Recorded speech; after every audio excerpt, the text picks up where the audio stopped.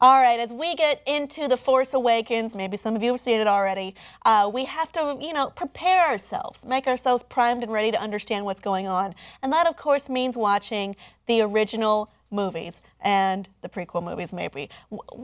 What is the definitive order to watch these films, all 6 of them, or maybe less? I know everybody loves the machete order where you kind of cut out 1 and skip to 2 and all this kind of stuff, but I think you just watch them in order. Really? So you're going to watch episode 4, 5, 6? Oh, sorry, no. You're going to have to watch episode 1, 2, 3, 4, 5, 6. Because you're going up. You're going up the scale. Well, you go here, then you dip, and then you go here, and then you go here, then you go here, and then you go here. And you finish at an all-time high. Yeah, so it's really good. And I'll say, throw in the Clone Wars series. That's a lot. Okay, then skip the prequels and just watch the Clone Wars series.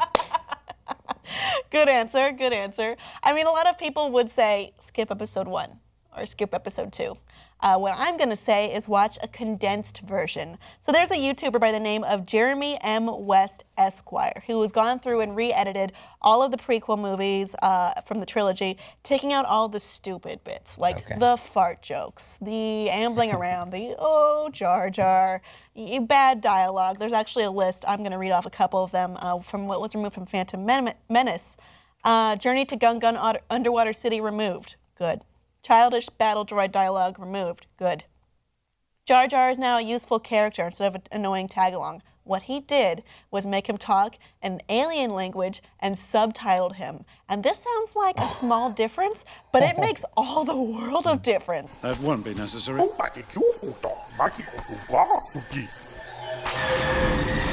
Stay down.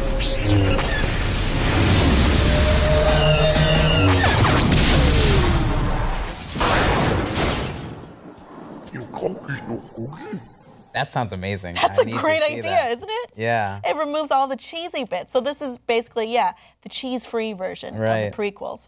Midichlorian references, removed. Anakin Immaculate Conception, removed. All poop jokes, removed. Removed as many yippee, whoa, and wee exclamations as possible. Remove the 2-headed pod race announcer. Sorry, Greg Proops. Remove the entire sequence of trying to capture the Viceroy at the end. Shorten the pod race into one scene, and tighten the whole race for more tension. That's fair. I'm happy. Oh, also, Queen Amidala's voice is pitch shifted back to her normal pitch, meaning remove her horrible British accent, or English accent. Our 2 great societies have always lived in peace. The Trade Federation has destroyed all that we have worked so hard to build. If we do not act quickly, all will be lost forever. Which only existed for one film, if you will recall. Which, that's an homage to the original trilogy where Princess Leia had a British accent for like 2 scenes and then stopped. I don't know. Is it a nod? Is it on purpose? Are you sure? No. Yeah, fair enough. There's many different people who have, different opinions on how they should be watched. I've also heard don't watch the prequels at all, or I think severely I've heard strange orders too, like do 1, jump to 4, go back, jump forward. Too much work. I say just watch them. I actually think watching condensed versions of 1, 2, and 3 is good because that's the problem with the prequels is they should be one movie and then they could work. But well, what's funny is at the time people weren't like these are terrible movies. It took us a few months to be like, wait a minute. Now that the afterglow of Star Wars has died off, that wasn't very good. In fact, that may have been bad. And then we all were like, wait a minute.